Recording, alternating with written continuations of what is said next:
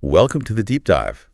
Today, we're going to be diving into a classic of self-help. Yeah. Dale Carnegie's How to Win Friends and Influence People. Oh, yeah. One of the best. It's amazing. Right. Timeless wisdom that's helped so many millions of people improve their relationships and achieve success. Absolutely. Even Warren Buffett's a big fan. That's right. And you know what's so fascinating? Even though it was written almost a century ago, Yeah.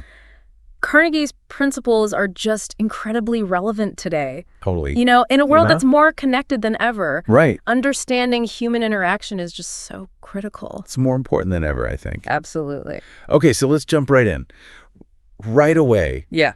Carnegie kind of hits us with this powerful analogy. Yeah. If you want to gather honey, Oh, I love this one. don't kick over the beehive. It's so good. Basically saying that criticism and attacking people's ideas just makes them defensive, not receptive to you. Makes sense. Yeah. Totally. Think about it. Have you ever changed your mind because someone just aggressively told you you're wrong? Probably not. Right. Carnegie's approach is really about understanding the psychology behind influence, and he emphasizes Right. making people feel important. Yeah. And this is where it gets really interesting. Yeah, he talks about that a lot. He does. Why is that so effective? Well, I think it boils down to just a really fundamental human need. Okay. The need for validation and belonging. Right. We all crave to feel valued and appreciated. We want to be liked.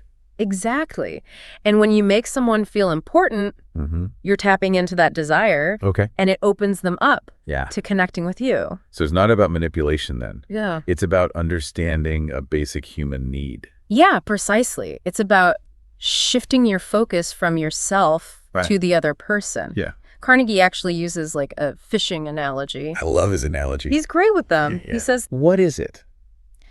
bait the hook with what the fish wants, Okay. not what you want. Right. You know? I get it. So understand their perspective. Yeah, and frame your interactions in a way that resonates with them. I love that. Yeah. It makes so much sense. Building that genuine connection, not just pushing your own agenda. For sure. He even shares specific tips, right? Yeah. Like remembering birthdays and asking for advice. Oh, yeah. Those almost seem too simple. I know, but they're so powerful. Yeah. Because they demonstrate that deeper principle Okay. of genuine interest. Yeah.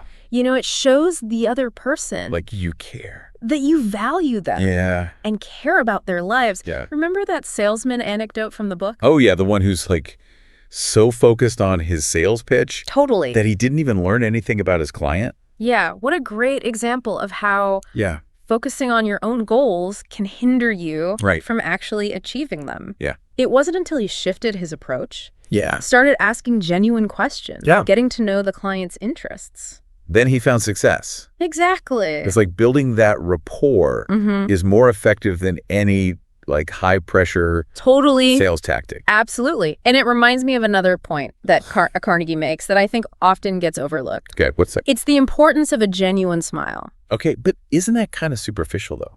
What do you mean? Just plastering on a smile? No. It's not about faking it. Okay. Carnegie emphasizes that a truly effective smile comes from internal happiness, not just external actions. Got it. It's about cultivating a positive mindset. Okay. So your smile reflects genuine warmth and positivity. So it's our inner world shapes our outer expression. Precisely. If you want to win friends and influence people, you got to start by cultivating genuine happiness and positivity Within yourself. within yourself. Exactly.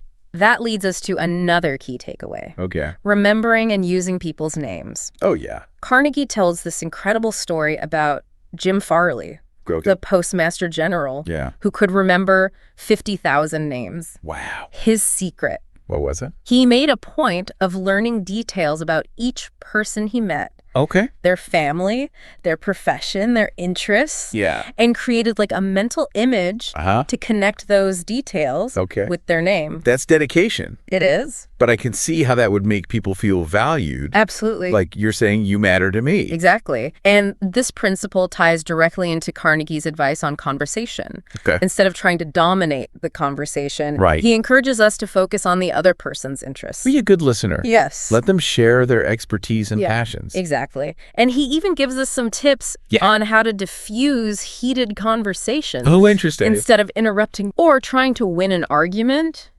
he suggests letting the other person fully express themselves.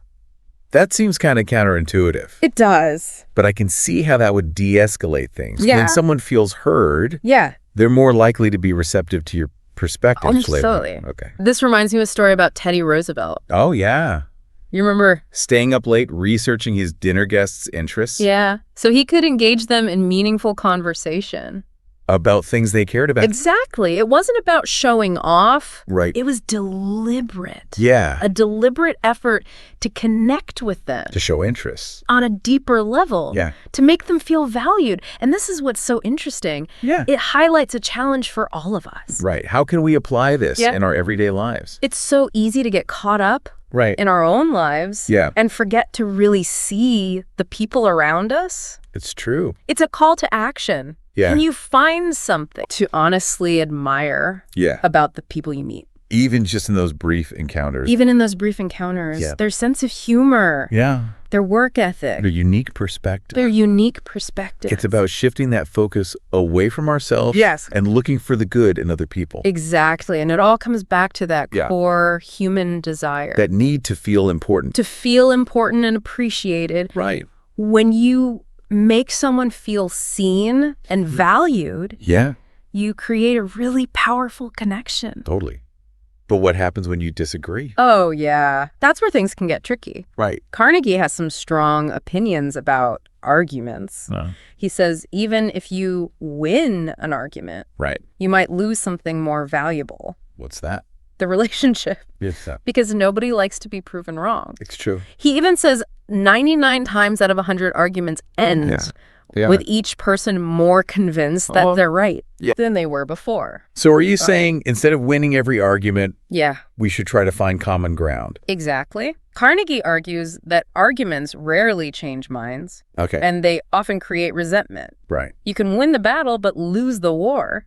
So what's the alternative? Yeah. How do you navigate disagreements without getting into those heated arguments? Carnegie offers some really practical advice for navigating those disagreements. Okay. For example, he suggests a script for acknowledging a different viewpoint. Okay. Without getting into that full-blown debate. Okay. So instead of saying, you're wrong about climate change, right, you could say, I understand your concerns about the economic impact of environmental regulations. Okay.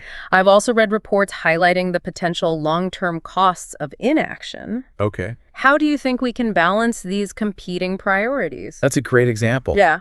You're acknowledging their perspective, but also presenting your own in a non-confrontational way. Exactly. It's about showing respect. Yeah. Even if you disagree. And inviting conversation. Yeah. Instead of shutting it down. Right. Another key point Carnegie makes is admitting fault quickly and openly.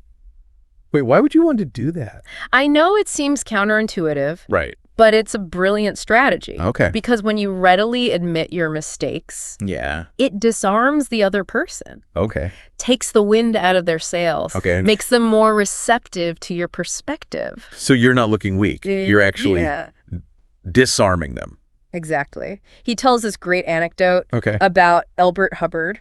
Oh, yeah. The writer who receives this scathing letter. Didn't he not fire back a defensive response? He didn't. He responded with humility. Wow. And even invited the reader to visit him. Really? And discuss it further. That's amazing. And turning potential conflict into connection takes real strength of character. It does. This brings us to another principle. Okay. Responding to anger with friendliness. Okay, that's a hard one. It is. He even quotes Woodrow Wilson. Okay. Who said, if you come at me with your fists doubled, I think I can promise you that mine will double as fast as yours. Right. But if you come to me and say, let us sit down and take counsel together, and if we differ from each other, understand why it is that we differ, we will presently find we are not so far apart after all. Wow. Choosing understanding over aggression. Right. Finding common ground. It's de-escalating the situation. Exactly. Creating an environment for dialogue. Yeah. So once you've avoided the argument, you can move on to the influencing. Right. Carnegie emphasizes the importance of shared goals. Okay. And getting people to say yes early on. Why is that? It's the human desire for consistency. Oh, okay. Once we agree to something, we're more likely to continue agreeing. So if someone agrees with you on a small point, they're more likely to be receptive to your larger argument. Got it. He highlights the concept of pride of personality. Okay. We all need to maintain a consistent self-image. Right. So if you frame your requests in a way that aligns with their self-image, they're more likely to get on board. It's not about tricking them then. No. It's about finding that alignment with their values. Precisely. It reminds me of that principle of letting others shine. Oh, yeah. He quotes the French proverb. What is it? If you want enemies, excel your friends. Right. But if you want friends, let your friends excel you. It's a powerful reminder. It is. That genuine connection isn't about competition. Right. It's about celebrating each other's successes. Okay, but how do you put that into practice?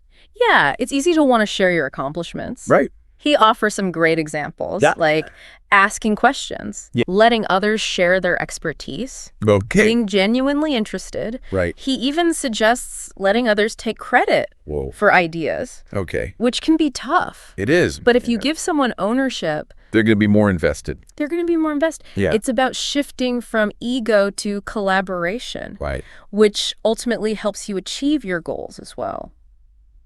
That's interesting. It is. And this leads us to another principle. Yeah.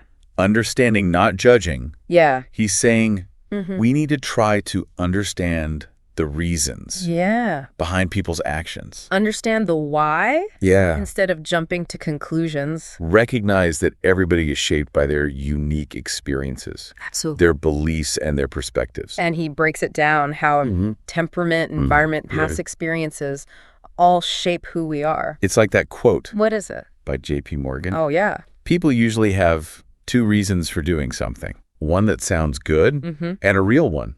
That's a good one. It is a good one. Yeah. It's looking beneath the surface. Absolutely. To understand those motivations. And when we take the time to understand that why, we build stronger, more empathetic relationships. So we talked about understanding those motivations. Right. But how do you actually motivate others? Yeah, great question.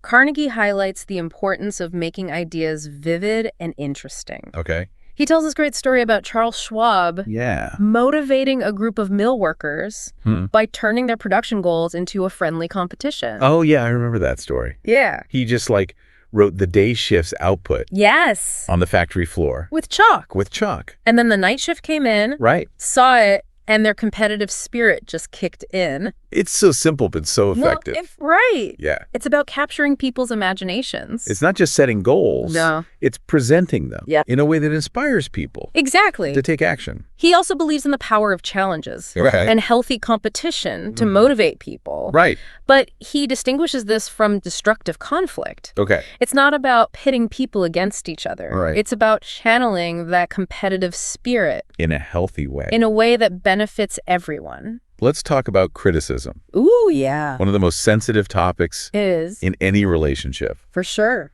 Carnegie offers advice on how to give criticism constructively. He suggests starting with sincere appreciation before pointing out any faults. So acknowledge the good before addressing the bad. It's like, hey, I see the value in what you're doing. Yeah. I want to help you make it even better. Well, it's not just pointing out their mistakes. Exactly. You're trying to help them improve. It creates a more receptive environment for feedback. Okay, I like that. He shares a great example of John Wanamaker. Oh, yeah. Leading by example. Instead of resorting to that harsh criticism. Yeah. He notices an employee slacking off. But instead of reprimanding him... What did he do? He stepped in and served the customer himself. Such a powerful message. Right? It's subtle but effective. It is. It preserves that employee's dignity while still addressing the issue. Absolutely. Yeah.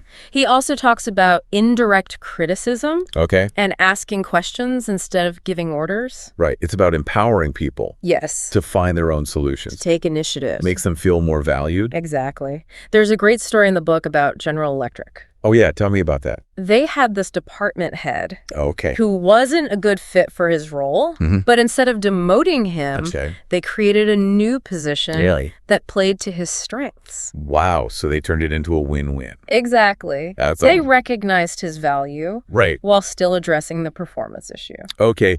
Lastly, Carnegie talks about this principle that people will strive to live up. Oh, this is a good one. To the reputation you give them. It is. He tells a personal story. Oh, yeah. About a bridge game where his friend complimented him on his memory and judgment, even though he didn't feel confident. Did he end up playing? He did. And he had a great time. Wow. It shows how our beliefs about ourselves can shape our actions. It's a self-fulfilling prophecy. It is. If you expect the best from people, they're more likely to deliver. He even connects this back to the importance of making people feel important, citing Napoleon's quote, "Men are ruled by toys." Right. Even small gestures of recognition and appreciation can make a huge difference. Exactly. Everyone wants to feel valued and respected. So we've covered a lot today. We have. From criticism to motivation to the importance of making people feel valued. Are really timeless principles. Carnegie's work is really relevant. It is. Even today. Absolutely. What's so great about it is that it goes beyond just techniques. It's about cultivating genuine kindness, empathy, and understanding. And those are qualities that are going to help you. In all areas of life. In all areas of life. Yeah. So to our listeners out there, take these principles and apply them. You might be surprised. To your own lives. At the results. You might be surprised. Yeah. Remember Carnegie said? Oh, yeah. One of my favorites. You can make more friends in 2 months. Yeah. By becoming interested in other people. Than you can in 2 years. Yeah. By trying to get other people interested in you.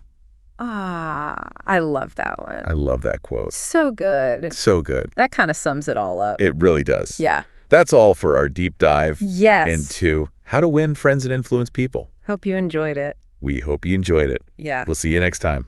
See you later.